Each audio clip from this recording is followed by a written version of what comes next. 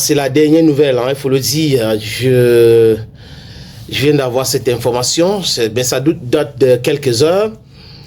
La RDC vient de fermer son espace aérien aux avions rwandais. Donc, les avions rwandais ne devraient pas survoler l'espace aérien congolais. Je crois que c'est une très bonne décision. Et il faut dire que j'ai appelé à cette décision-là de tous mes voeux. Parce que c'est une façon aussi de mettre une pression énorme, et même énormissime, sur le Rwanda. Imaginez les dépenses qui vont s'ajouter, parce que le carburant ou le pétrole, ou le kérosène, on appelle ça le kérosène, en ce qui concerne les avions, ils vont avoir pompé encore beaucoup de gaz, et ils vont prendre beaucoup de retard. Pour quitter Libreville, pour Kigali, aujourd'hui je crois que c'est 3 heures, alors que c'était moins. Donc c'est des choses qu'il faut multiplier comme ça. Le Congo a pris cette décision-là tardivement. J'avais dit ici que pour stopper cette hémorragie, pour arrêter Paul Kagame, il faut le sanctionner. Et les sanctions doivent commencer par l'Afrique. C'est nous les Africains. Cette histoire fait mal. Les amis, j'ai écouté les voices tout à l'heure des Congolais qui sont en train de fuir le sud Kivu parce que le groupe des brigands des hors-la-loi de M23 sont en route, en train de faire la guerre. Et c'est-à-dire que c'est l'arbre qui cache la forêt. Ces M23-là sont des Rwandais. C'est-à-dire que le statut de M23, c'est le Rwanda. C'est pas possible. Allez sur la page Facebook, par exemple, de Jeune Afrique. Allez regarder une interview, une partie de l'interview qu'il a accordée à cette chaîne pro-impérialiste. Parce que Jeune Afrique est juste le nom Afrique, mais en réalité, Jeune Afrique, donne ses plateformes, fait la promotion de l'impérialiste.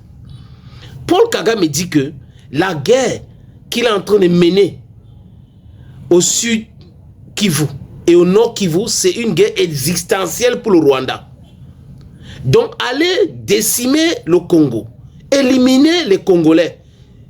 Ça a quoi à voir avec l'existence du Rwanda?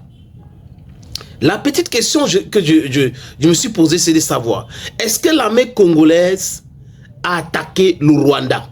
Parce qu'une guerre existentielle suppose que les Congolais sont en train de menacer le Rwanda et que les Congolais ont déjà attaqué le Rwanda. Est-ce qu'on a on record something like that? Jamais. C'est toujours Paul Kagame. Depuis qu'il est arrivé au pouvoir par un coup d'État ou par une guerre atroce, oui, on condamne tout ce qui s'est passé en 94. Mais Paul Kagame ne peut pas utiliser l'événement de 94 comme une excuse de continuer à déstabiliser le Congo, de continuer à imposer la souffrance aux Congolais. Et que les autres regardent passifs. Le président Ibrahim Traoré a fait une sortie. Super. Le président Mahamat Kakadebi a fait une sortie. Super. L'Afrique du Sud de Cyril Ramaphosa est en train de renforcer son contingent du côté du sud Kivu. Mais c'est pas possible. Le Burundi vient de menacer le Rwanda. Le Burundi a dit clairement que attention, vous continuez comme ça, nous allons faire la guerre. Parce que Kigali ne peut pas se permettre de penser que pour Paul Kagame, il est le Benjamin Netanyahu de l'Afrique. Donc, il est président du Rwanda et parce qu'il y a eu l'événement de 94, on va lui permettre tout. Il peut déstabiliser un pays, il peut aller piller le Congo, on va l'excuser. Donc, l'Union européenne fait de l'hypocrisie. Seigneur. Vous voyez l'hypocrisie de l'Union européenne? My goodness. Ils disent qu'ils veulent sanctionner le Rwanda. Ceux qui croient une seconde à ce que l'Union européenne dit, ou la Belgique, le Pays-Bas, la France et tout ça sont des naïfs. Le même Union européenne a signé les accords avec le Rwanda sur les minerais rares, tout en sachant que le Rwanda ne regorge pas ces minerais rares. C'est le Congo. Au lieu de signer les accords avec le Congo, ils partent avec le Rwanda parce qu'ils passent le temps à faire quoi? À piller. C'est le vol. Ils pratiquent le vol, le pillage au Congo. Donc ça revient moins cher. S'ils négocient avec le gouvernement congolais, ils vont devoir acheter ça au prix du marché. Mais avec le Rwanda, c'est le vol. Donc on prend ça gratuitement. Après on vend à 100 francs, je dis n'importe quoi, à 2 $. Après, les Américains vont prendre, ou on vend à 10 $, les Américains prennent 5 $, les Européens prennent 3 $ et le Rwanda prend 2 $. Donc les Congolais sont des dindons de la face. Qu'on impose la souffrance depuis 30 ans. Un problème existentiel, je vais bien comprendre les amis. Je répète ici, je n'ai pas souvenance à ce que le Congo a déjà attaqué le Rwanda un jour. Jamais de la vie. Donc l'hypocrisie n'est pas seulement européenne ou caucasienne. L'hypocrisie est aussi africaine. Parce que les chefs d'État africains se comportent comme si le problème du Congo ne les concerne pas. Les chefs d'État du Grand Lac ou de la SADC se comportent aussi comme des vrais hypocrites. Ils sont même des hypocrites. Ils sont allés l'autre jour à Dar es Salaam pour faire quoi? Pour faire quoi? Le président sud-africain a refusé d'entrer dans cette salle parce que Paul Kagame était là-dedans. C'est simple. Paul Kagame doit être boycotté. Les Africains doivent boycotter Paul Kagame. Il est très dangereux pour l'Afrique. Paul Kagame dit, il va faire la guerre. Je vais continuer, je vais faire la guerre. Je vais faire la guerre. Je vais faire la guerre. Il veut continuer à faire la guerre. C'est pas possible. Donc on a quelqu'un qui pille un pays, on a quelqu'un qui est en train de voler et on lui dit attention, attention, on va te sanctionner. Et la personne dit, j'ai pas peur d'être sanctionné, hein. J'ai pas peur, hein. Vous me sanctionnez, j'aime mon arme, je vais continuer à tirer sur les gens, hein. Ne pensez pas que j'ai peur, je n'ai pas peur de vous, hein. Je vais choisir la guerre que de choisir autre chose, parce que si je ne pille pas le Congo, en quelque sorte, c'est ce qui ressort en filigrane de cette interview qu'a accordé Paul Kagame à la chaîne Jeune Afrique, qui a, je répète encore le nom, Afrique, parce que Jeune Afrique, c'est une chaîne, c'est un journal qui appartient aux impérialistes. Jeune Afrique soutient l'impérialisme. Peuple congolais, ne vous fatiguez pas, levez-vous, soyez solides, mettez la pression sur Félix Tshisekedi. Parce que Tshisekedi, pour moi, c'est aussi un problème. Il n'est pas temps de continuer avec des discours. Il est temps de rompre avec ces anciennes méthodes-là. Les Congolais sont fatigués des discours. Enter into action. Mobiliser les Congolais. Rompre les relations diplomatiques avec le Rwanda. Le Congo n'a plus besoin d'avoir une relation diplomatique avec le Rwanda. À cet état-là, hein, à l'heure actuelle, là, pour faire quoi? Non. Quelqu'un vous agresse et vous êtes toujours amis par rapport à quoi? Pour faire quoi? Pour parler de quoi? Pour discuter sur quoi? C'est pas possible. Donc, il y a une décision qu'ils ont prise, les amis. Ils ont pris une très belle décision. D'abord, d'interdire l'espace aérien aux vols de Rwandais et tous les vols rwandais. Interdiction. Donc, il faut passer à une autre étape. Monsieur Félix Tshisekedi, après ça, il faut passer à une autre étape. Ça montre que vous nous écoutez. Je parle là du gouvernement congolais. Depuis longtemps, je suis en train de demander cela. Et les autres pays africains devraient aussi interdire l'espace aérien au vol de Rwandais. Il faut interdire. Ils vont dire que les avions là seront cloués au sol. Et le message va commencer à passer. Parce que l'hypocrisie, c'est non, on va faire ceci, après vous laissez bisser ça sur genre. Non! Il faut le sanctionner jusqu'à ce qu'il change. Il retire ses troupes au Congo. L'armée rwandaise ne doit pas être au Congo. Et le Congo, il y a un autre problème. L'armée congolaise est infiltrée par les espions rwandais. Il y a même certains généraux dans l'armée, au sein de l'armée congolaise, ou l'armée congolaise, qui sont des Rwandais. Donc du coup, les gars ont le message.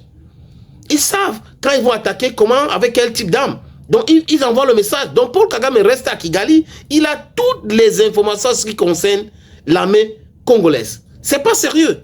Monsieur Tshisekedi, la police doit faire son travail pour toiletter l'armée congolaise. Ça c'est un.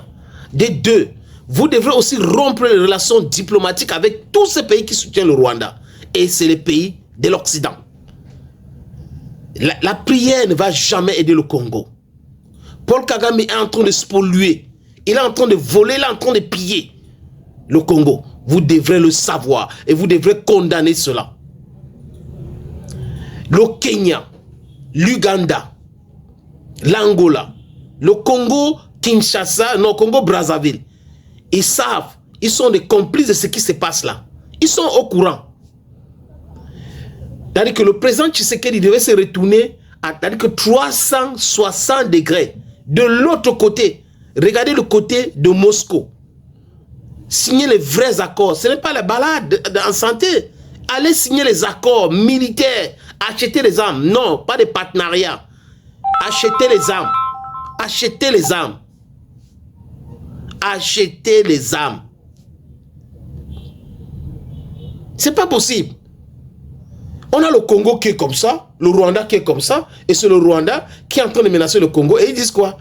Nous allons marcher jusqu'à Kinshasa. Regardez-moi, les gens. Donc, des bandits, groupes de brigands, des drogués, qui sont là, en train de vouloir marcher sur Kinshasa. On a un président qui est en train de se faire entourer par ses conseillers, pasteurs et tout ça, les brigands, les charlatans, les plaisantins, les crétins, qui sont en train de le conseiller. Il faut prier, prier, nuit de prière. Jusqu'à on a les églises qui se sont réunies pour faire la médiation. Il n'est pas temps à cette plaisanterie-là. Ce genre de plaisanterie, il faut laisser ça, M. Félix Tshisekedi. Heureusement que cette plaisanterie des églises qui se sont réunies pour essayer de négocier quelque chose là a échoué lamentablement. Parce que ce qu'il faut maintenant, c'est montrer les muscles. Montrer que le Congo est debout. Je crois que c'est le langage, c'est le seul langage que Paul Kagame va comprendre. Parce que si son ami est en difficulté au Congo et qu'on est en train de taper sur son ami correctement, les gars vont commencer à fuir pour rentrer à Kigali et le message va passer. Et il va fuir peut-être Kigali aussi. Donc il faut lui envoyer la violence qu'il est en train de vouloir introduire partout. Il parle avec condescendance, si vous voulez faire ceci, faites cela, parce qu'il pense que le Rwanda peut dépasser toute l'Afrique. Il faut une coalition africaine pour répondre correctement à Paul Kagame. Si tu es encore un enfant d'Afrique qui pense que Paul Kagame fait du bien à l'Afrique, ça veut dire que tu as perdu le Nord. Ce monsieur, il avait une image de quelqu'un où il fait des trucs et tout ça, le soft power. Il a utilisé le soft power pour passer l'image de quelqu'un qui est correct, quelqu'un qui doit être aimé ou qui aime tout le monde. C'est faux et archi faux. Pendant ce temps, 3000 personnes sont mortes avant la prise de Ngoma. 3000 personnes. Ce sont des êtres humains. Ce sont des êtres humains éliminés par l'armée rwandaise et le M23. You think that's correct? It is not correct. People should not be suffering like that. And we should call a spade. We should condemn this thing. Les artistes congolais, vous qui êtes restés là, il y a fallu pour pas faire Gora et tout.